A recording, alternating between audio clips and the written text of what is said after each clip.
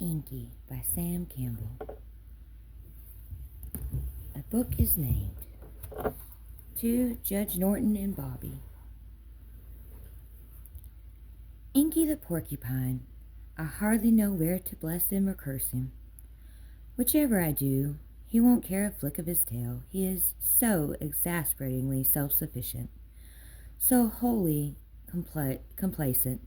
He will just waddle away, climb a tree, and look down at me, saying in his most gracious grunts, "You take things too seriously, Sammy, old boy.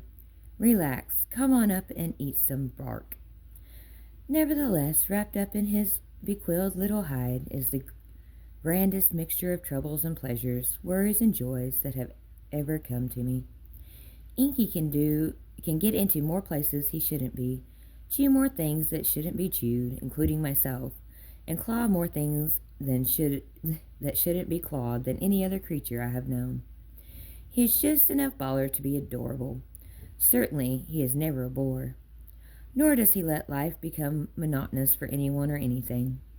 I love him with all my heart, and yet I wonder sometimes if there isn't just a little bit of jealousy mixed in with that love. Why, Inky is far more famous than I am. People know of him who seem never to have heard of me, and frequently I am identified only by my association with him. "Oh, you're the man who has that pet porcupine, aren't you? Wonderful. I have no identity of my own. But as a servant or emissary of Inky, I am given standing. Once in a large city, I was walking down a busy street, watching the hustling crowd. Presently, I noticed several people in a group coming from the opposite direction, regarding me with interest. It was good to receive some attention, and I returned their glances. Apparently, they recognized me, and as they drew near, we all broke out with friendly smiles. One of the group stepped forward with a greeting. "Aren't you Sam Campbell?"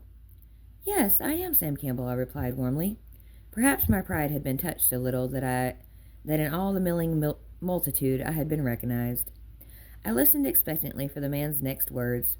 Surely there would be something quite intimate, personal, and friendly in what was to come. My thoughts were rather hungrily speculating on what he might say.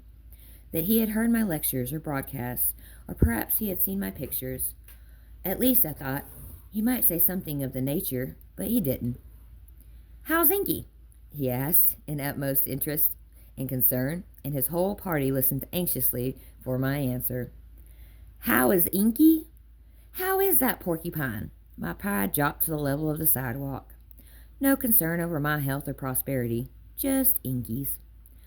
Well, at the moment Inky was probably asleep in the crook of a tree, dreaming of a perfect land filled with salt licks where the bark of trees, his favorite food, came in triple layers, and the length of days was doubled so he could get in more sleep. His health was all right, unquestionably, and he would just as soon hear no more about it. However, I trust in my deflated condition I answered the question more politely than that. My solicitous friend, or rather Inky's friend, didn't know it, but he named a book that day. "How's Inky?" The question had been flung at me all over America. I determined to answer it permanently in print, if possible. I would tell the world Inky was all right, and then perhaps I would get some attention. Inky will like the book too. There is no doubt of that. He will look at it over carefully, then methodically chew off the cover, reduce the pages to bits, and walk away grunting in criticism that there should be more salt in the ink. Well, Inky is all right. He is all right in every way, in his health, his disposition, his character. He is an important part, of the grand scheme of nature.